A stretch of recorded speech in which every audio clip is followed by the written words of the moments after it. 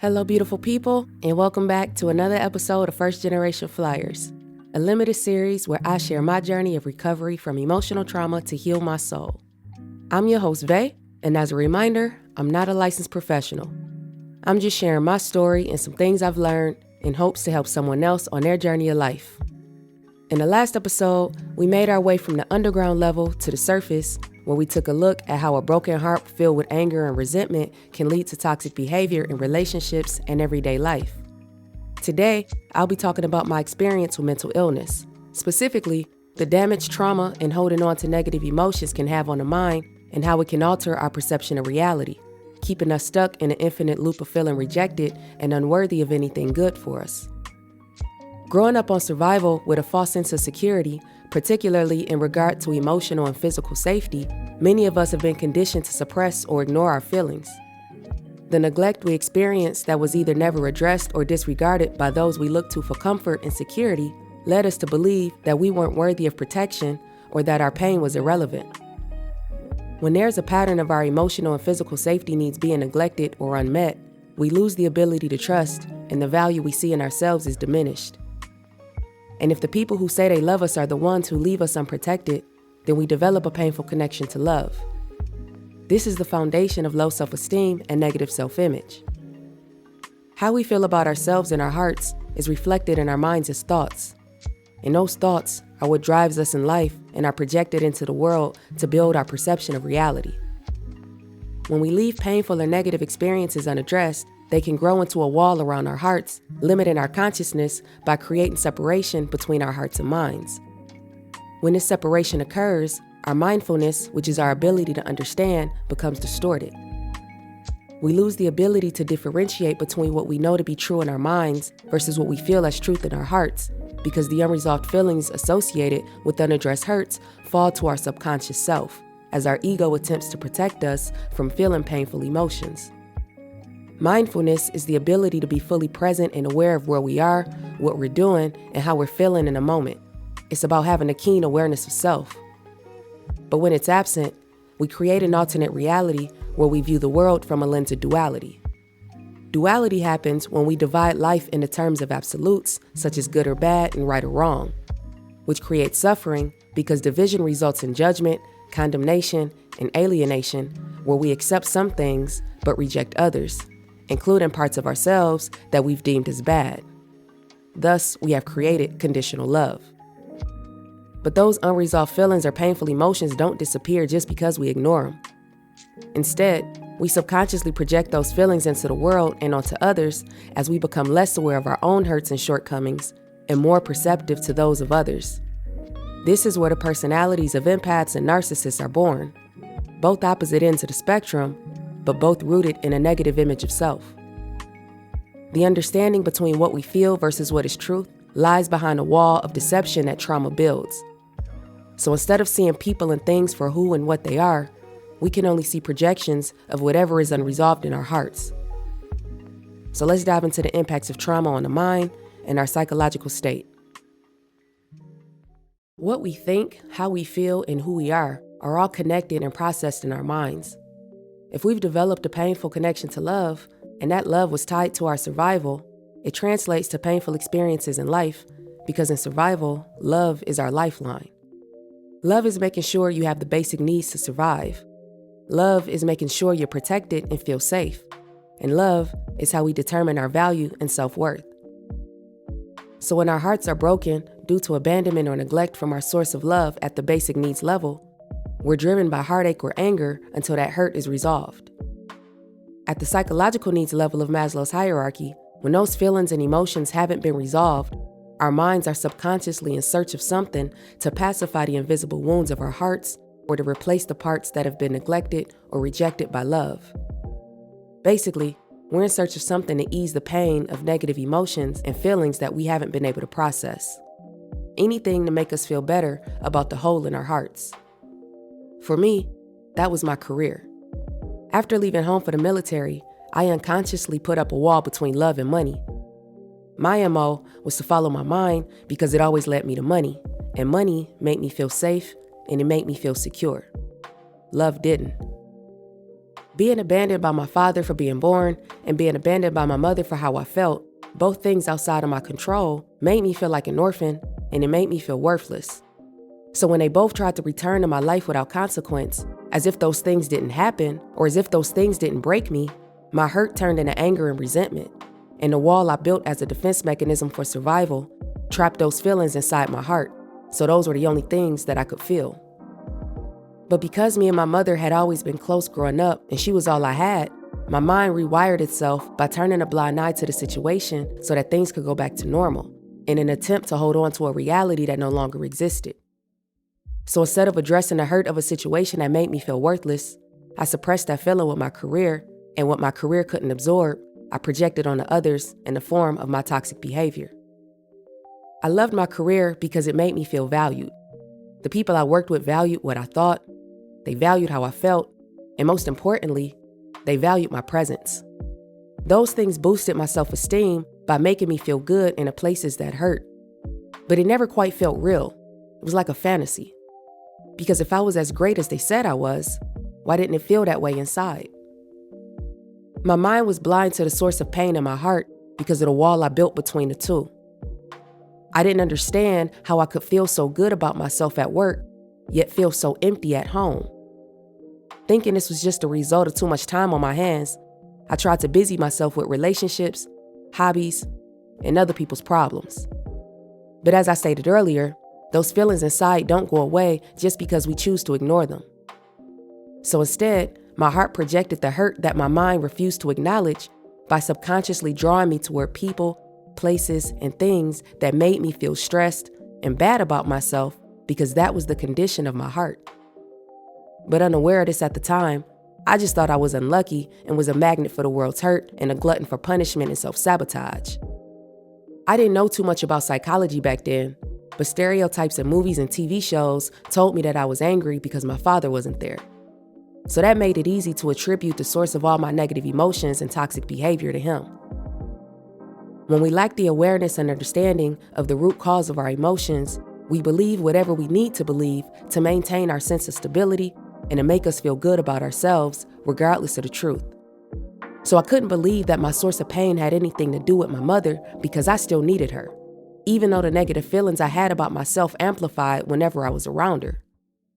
I had to believe she was the source of my strength to carry on with a life I wasn't quite sure why I was living. And I had to believe that as long as I had money, I could afford to escape the pain. But eventually, the demons that held my heart hostage started to penetrate the fantasy world my mind was starting to get accustomed to.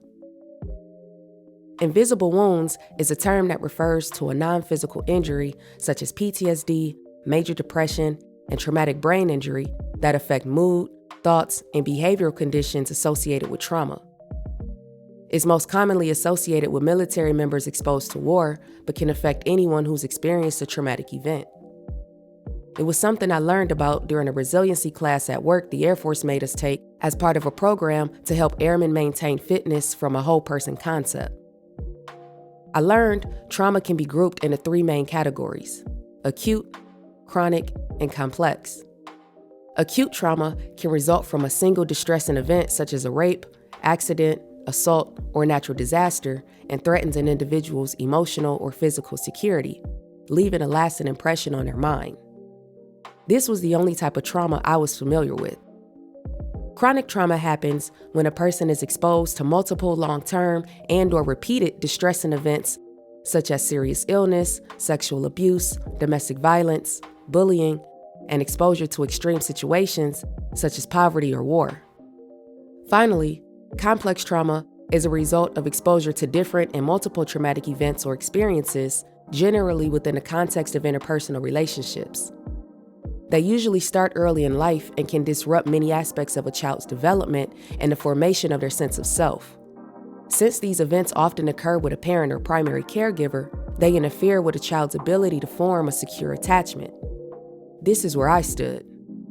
The wall I built around my heart, trapping my negative emotions inside, effectively stunted my emotional growth. But those emotions had to go somewhere. So in turn, that energy was projected into my physical world in the form of relationships that mirrored my heart's pain. which attracted me most to relationships and situations with people who knew what it was like to be abandoned by love. Despite the awards, accolades, and kind words at work from leadership and colleagues over the years, I couldn't accept it. It was fun pretending to be that person when I was in that environment, but deep down, I felt like a fraud, because who they believed me to be at work didn't align with what I actually believed about myself. And I really tried to make myself believe differently, but that hole inside was too deep.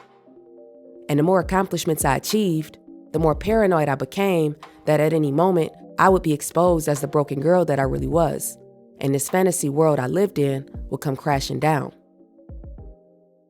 2 months after my 30th birthday, I was diagnosed with borderline personality disorder, also known as BPD. BPD is a long-standing pattern of impulsive moment-to-moment swings in moods, relationships, self-image, and behavior that's usually triggered by conflict and interactions with other people. Noticeable impulsiveness usually begins by early adulthood and presents in a variety of ways, such as fear of abandonment, unstable and intense relationships, struggles with self-identity, self-damaging behavior such as substance abuse, suicidal threats or behavior, random mood swings, chronic feelings of emptiness, inappropriate displays of anger, and stress-related paranoia or lost contact with reality. Some people with BPD are high-functioning in certain areas, such as school or work, while their private lives may be in turmoil. I had never heard of it before, and I couldn't wrap my mind around the idea that I could have a mental illness. Because of my ignorance on the subject, I didn't understand how I could be successful in my career and have so many friends, but be considered mentally unstable. Emotionally, maybe, but when I thought of mental illness, I thought of someone unable to function in the real world or unable to take care of themselves. And I was very independent. So I decided to get a second opinion. The next therapist diagnosed me with major depressive disorder. Most people with BPD also have other mental health illnesses, such as depression or anxiety disorders. I told her what the other doctor said about me having borderline personality disorder, but she told me that BPD was hard to diagnose and that I was likely just having trouble adjusting to the move from Chicago and my recent breakup. Even though depression was still a diagnosis, it was one I could live with because in my eyes, depression wasn't a real mental illness. It just meant I got a little sad sometimes. But I learned it was a little more than that. Depression is a symptom of neurosis and causes a persistent feeling of sadness, emptiness, and loss of interest. Some people with depression feel generally miserable or unhappy without really knowing why. And contrary to popular belief, it isn't something that you can just snap out of. After the initial shock wore off, I kind of felt a sense of relief. Even though I was concerned about the perception that comes with a mental illness diagnosis, it was satisfying to know that these feelings about myself that I couldn't understand was less about me being a bad person and more about an affliction in my mind causing me to think that way. But what did any of this actually mean? My therapist introduced me to something called cognitive behavior therapy. It's a specific type of talk therapy that's structured in a way to help you become more aware of inaccurate or negative thinking as a result of depression, anxiety, PTSD, substance abuse, or eating disorders. She had me write a list of 10 resentments I had of people, places, and things, starting with the day I was born. By the end, I learned I held a lot of resentment, not just toward my father and mother, but toward society for making me feel like less of a woman for not wanting kids and for being single, toward men in general for being worshipped for doing the bare minimum, and toward myself for never being good enough for the ones I wanted to stick around. After a few more sessions and exercises to better understand my triggers, she told me we made some great progress and I was discharged. I was a little sad because I was really liking this therapy thing. The sessions were really helpful. I learned a lot about myself and I was feeling a lot better. But in the back of my mind, I still pondered that borderline personality thing. I was fine for a while until 2 years later after my deployment to Afghanistan when I started to fall apart again. Before I left, I reconnected with the girl I was close to back in college when my home life had me stressed. Reconnecting to the only person in my life I've never felt the need to hide any parts of myself with, the good, bad, or ugly, resurfaced that broken part of myself that was still unhealed. along with the feelings I kept tucked away inside my closet of sin.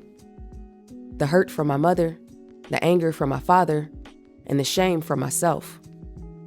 Even though I could feel those things with her, it was okay because she made me feel safe. Whenever I tried to share my pain with other people, I felt invisible. But with her, I felt seen. And I was the same for her, but back then, the difference between us is she had already accepted who she was, while I still held on to a false idea of who I thought I was supposed to be. So halfway through my deployment, when she told me she couldn't trust me with her heart and walked away, I was invisible again. All of those feelings went right back into the closet, and my mind took over by rewiring itself to mask the pain. When I returned to the States, so did this strong feeling of anger that I directed toward the people I cared about most, because my mind hid the fact that who I was really angry with was myself. I read somewhere that depression is just anger turned inward. Because self-preservation is the first rule of natural law, our most basic instincts as humans, our consciousness won't allow us to inflict hurt on ourselves. So the mind alters our perception by using people who are the closest reflections of ourselves, which is usually our loved ones, to project that hurt onto that's really meant for ourselves. I started thinking back to that borderline personality thing. Inappropriate displays of anger, unstable and intense relationships, chronic feelings of emptiness. I noticed these patterns were present whenever I reached the end of a close relationship or felt like somebody left me hanging. And each time, those feelings seemed to intensify. I didn't understand why it bothered me so much, especially considering all the other friends I had who loved and supported me without question. But then again, how could they question what they couldn't see? I didn't go back to therapy because honestly, I was afraid. I didn't want a history of mental illness on my record because I didn't want to risk losing my career. So I started doing some research on my own related to personality and mood disorders. I learned that borderline personality disorder was on a cusp between neurosis and psychosis disorders. That's why it was called borderline. A neurosis disorder is a relatively mild mental illness that involves symptoms of chronic stress, such as depression, anxiety, and obsessive behavior. While psychosis disorder is a more severe mental illness characterized by a disconnection from reality that involves symptoms of delusions and hallucinations, such as schizophrenia. I was seeing that mental illness was a spectrum, and I also learned that the common causes and risk factors for most were unresolved trauma, chronic stress, and family history. To me, it seemed as if my heart was neurotic, and that was causing my mind to border psychosis in my attempt to escape the stress of my personal life and relationships back home. I came across another personality disorder that I wasn't diagnosed with, but one I felt better described my experiences. Dissociative identity disorder, formerly known as multiple personality disorder, is a severe form of dissociation which typically involves the coexistence of two or more personality states within the same person. Dissociative disorders in general are typically rooted in childhood trauma, where the child disconnects from reality as a result of emotional instability or high-stress family environments, and may become a coping strategy as a way to deal with high-stress situations as an adult. In true form, when you're in these different personality states, the individual typically doesn't have a sense of continuity between the personalities. But structurally, this helped me put in perspective that there was a serious disconnect between my heart and mind. But that was because of the wall I put up to separate myself from the emotions I didn't want to feel. This also helped me better understand how I could be successful in my professional life, a place where my mind primarily took the lead, but lacked the ability to connect on a personal level, and how I could develop such emotionally charged relationships in my personal life, but lacked the discernment to know that the relationship was unhealthy. The affliction in my mind reflected the chaos in my heart, and when our hearts and minds are not in harmony, we can't be at peace. I was caught in a game of tug-of-war between the two, and my mind was winning. I avoided dating and any other relationships that might disturb my emotions, so my mind held the spotlight as I subconsciously cast my heart to the shadows. She was causing me too many problems and was starting to threaten my career, which was a threat to my stability and a threat to my survival. The Cummins Graduate Institute of Behavioral Health Studies views suicide as a 3-stage process: ideation, planning, and intent. The first stage, ideation, occurs when a person is thinking about suicide more and more, but the fear to act outweighs the attraction. People in this stage are not imminently lethal, and talking to a licensed professional can be highly effective and is encouraged during this time. Stage 2, planning, occurs when a person's dark thoughts are formulated into a specific plan for suicide. Friends or family may notice the depression worsening, or the person may stop verbalizing their pain and suffering while seeming to be in more pain than ever. People in this stage are in critical need of effective psychological care. This is a painful place to be because the person feels they have to make a decision to commit the act or not. And it's a decision that most people don't discuss with loved ones and often wrestle with in isolation. Stage 3, intent, occurs when a person makes the decision to commit the act. The moment the decision is made, it goes unconscious and the person goes on autopilot. People in this stage are imminently lethal, but they seem more normal than ever. My heart was tired of wrestling with my mind for the spotlight. She was tired of being ignored, dismissed, and invalidated on the outside, so she decided to get the attention she needed another way. I struggled with suicidal ideation and planning since I was 13. I didn't understand why at the time. I just hated always feeling sad. And each episode brought me one step closer, making it that much easier to accept. At 13, it was ideation. At 24, it was planning. And after 30, it was intent. My mind kept telling me that I was all talk, that if I really wanted to do it, I would. It was like I was taunting myself, like my heart was saying, I'm gonna do it if you don't start paying attention to me. And my mind was like, bro, I dare you. I felt trapped because it seemed like nobody could see all of this pain I was in. Suicidologist Edwin Sneidman writes, most suicides tend to fall into one of 5 clusters of psychological needs: thwarted love, ruptured relationships, assaulted self-image, fractured control, and excessive anger related to frustrated needs for dominance. Basically, this boiled down to painful connections to love and feeling burdensome to others. During the pandemic, I moved from LA to a small town in Ohio 3 hours from Detroit. I thought maybe that would help suppress the loneliness and those suicidal thoughts would go away. Maybe I would be close enough for my family to finally come see me, or close enough for my mother to come visit me for once. But the universe had other plans. Less than a month after being there, I got a phone call that my mother was in a car accident. She had 3 broken ribs, a fractured pelvic bone, a punctured lung, and was in ICU. I spent nearly every night with her in a hospital. I knew how much she hated him, and I knew she didn't want to be alone. But really, I just missed being close to her. 2 weeks after she was discharged, she had a stroke in my arms. I had never been in the back of an ambulance before, and the look in my mother's eyes told me that she was afraid. So that meant I couldn't be, because I was the protector. When I walked into the hospital bay and saw 8 doctors frantically hovering over my mother, I checked out. I felt myself leave my body, but I couldn't tell you where I went. The next thing I knew, some lady was bringing me water, and I was in a waiting room alone, sitting in the dark. That was when I realized I had my headphones in. Music had always been my escape. It was like a drug, and it could take me anywhere. But the problem was, when the music stopped, my troubles was still there. Talk therapy is a safe space to discuss feelings and emotions triggered by the daily stressors of life. But it's also a process of reconditioning the mind toward a positive outlook on life after dealing with issues such as depression, anxiety, or a specific trauma. A lot of times, we can get what we need from talking with our support system of family and friends.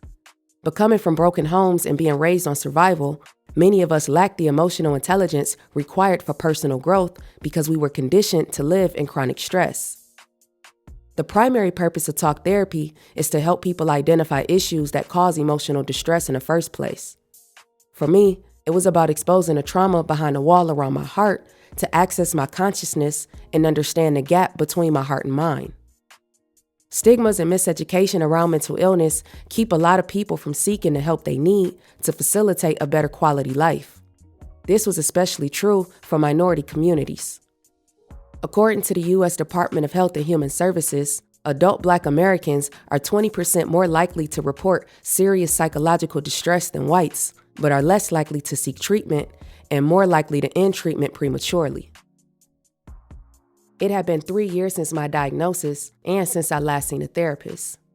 I spent a lot of time over the years trying to manage my mental health issues on my own. But despite the progress I was making, there was still a mental block I couldn't seem to break through. I felt this dark force creeping upon me, pulling for control. I tried to fight it, but it seemed the harder I fought, the stronger it became. I felt like a spectator to my own life, and the more isolated I became due to the pandemic, the more defeated I felt about my mental state and my ability to find the love that I was looking for. Suicidal thoughts became louder, telling me it was the only way to escape this agony because it was the only way I would be able to escape myself and not hurt anybody else. I hated the burden I had become to my best friend. I didn't want to put my shit on her, but I didn't know what else to do with it. And she was the only one that was always there, despite the things going on in her own life. I was afraid of myself because I really didn't want to die, but I couldn't find a good enough reason to keep living this misery. She helped convince me it was time to talk to a professional. What good was my career if I wouldn't be around to enjoy it? Healing our traumas isn't about never having negative thoughts or emotions again. It's about learning how to deal with them in a healthy or non-destructive way when they become overwhelming. The wall I built between my ego and my invisible self caused my mind to lose touch with what was real and distorted my perception of reality. Despite the many people I had in my life that loved and cared about me, I couldn't see them because I couldn't see myself. I was trapped inside an infinite loop of rejection, of relationships that made me feel bad about who I was, but couldn't leave because that's what real love felt like to me. It had to hurt. When I told my therapist about not having family show up for my birthday back in LA, she pointed out that my sister was there, and she was my family. But the idea of her or my brothers being my family fell somewhere through the cracks of my broken heart when my mother was told not to call anymore because my father already had a family to take care of. And at the time, it didn't include me. When we view the world from a lens of duality, we'll either see ourselves as good or bad at any given time. And whatever core beliefs we developed in early childhood will have a significant influence on which lens we view ourselves from. Emotional and physical neglect in childhood by loved ones distorts our perception of love. As we grow older and that environment is unchanging, it distorts our perception of life. So once we're physically removed from that environment, it's almost as if we've been institutionalized, feeling unworthy of anything good because we've been conditioned to only feel bad. This happens when we don't learn how to process emotions in a healthy way, causing us to hold on to feelings that make us feel bad about ourselves because we don't know what else to do with them, until they eat away at our minds like a cancer, spreading vicious lies that we aren't good enough, that we're a burden to others, or that we're incapable of love. For me, mental illness became less about the label it came with and more about the context in which it was defined. The symptoms associated with BPD, depression, and dissociative disorders gave language to feelings and experiences I couldn't articulate. It validated my feelings, and it brought my pain to life. But more than validation, what I wanted most was understanding. Coming from a family of fighters and survivors, I was a competitor by nature, and failure was never an option. So these intrusive thoughts of suicide, planning and making attempts on my own life, I couldn't understand. But as I learned more about the effects of mental illness, one thing was for sure. There was an imposter living inside my head. And this imposter was going against my nature to survive, tearing at my will and desire to live, my spirit. But the real question is, how did this imposter get there in the first place? My new therapist was a perfect fit. She didn't like labels, but agreed that there was a lot of work to do to clear this cloud of darkness that covered me so that I could not only see, but also accept the light in myself that I seemed to have lost sight of. The wall I put up to separate myself from painful emotions was starting to come down. I now had a safe space where I didn't have to hide my feelings out of fear that they wouldn't measure up to some arbitrary pain scale just because I had a little money. Now that I had a better understanding of trauma and the different forms in which it can manifest, my mind was open to explore my own traumatic experiences that left me feeling deeply unsafe and helpless. The mind is our most valuable resource. It has the power to create any reality we choose. It has the power to heal, and it also has the power to destroy. But if we're not equipped with the tools to control that power, or if we don't understand its source, then instead of us controlling it, it'll begin to control us, leaving us to wonder, how did I get here? And the key to understanding the source of that power is to understand the needs and desires of the heart. When we suppress or ignore painful emotions, those balls of negative energy they become, that lie dormant inside, start to build a shadow of ourselves.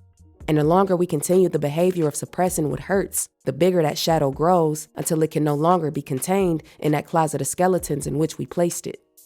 It then harnesses its power from that negative energy that we've stored, ready to go to war with the ego who placed it there. And the war with self ignites as we enter the dark night of the soul. And that brings us to the end of this episode. Just to recap, we talked about how a psychotic breakdown can be an indicator that our hearts may need attention, and that even if we choose to consciously ignore our pain, our minds will unconsciously project it into people, places, and things that make up the world around us, so it's all we see. We talked about the 3 stages of suicide: ideation, planning, and intent, and how seeking help from a professional in the early stages may help reverse that train. We talked about the spectrum of mental illness, from neurosis, which is categorized by chronic stress, to psychosis, which is characterized by a disconnected reality. And we also discussed how talk therapy can help recondition the way we think and the way we view ourselves from a negative to a more positive light. But therapy only works if you work the therapy, because it's only one piece of the puzzle. We have to be willing to do the hard work on our own, outside of therapy. And to do any of this, we must first have the desire to bring our consciousness to life, to acknowledge the parts of ourselves that we've cast away to the shadows because they've been neglected by love or rejected by the world. It's those parts of ourselves that need our love and attention the most, because those parts are what drives us into darkness. While therapy helped me understand the psychological effects of unprocessed emotions, I would need to connect with myself on a deeper level to better understand the source, to understand the genesis of the imposter in my head. And that's what we'll start to dive into next time with spiritual warfare. As always, I hope you found this content enlightening, and if you learned something useful to take along your journey, make sure you like, subscribe, leave a comment, review, tell a friend to tell a friend. Just make sure you find your way back so you don't miss out on what's to come. And if you're interested in learning more, or if you just want to connect, you can follow me on Facebook or Instagram at First Gen Flyers. Until next time, be safe, be loved, be you. Dope responsibly. Peace. Maybe I'm scared, it may be cold feet. I just don't understand why you love me, cause I do not know what love is without hurt. So when you show it to me, I just think the worst, that you run the game and you do like they did when I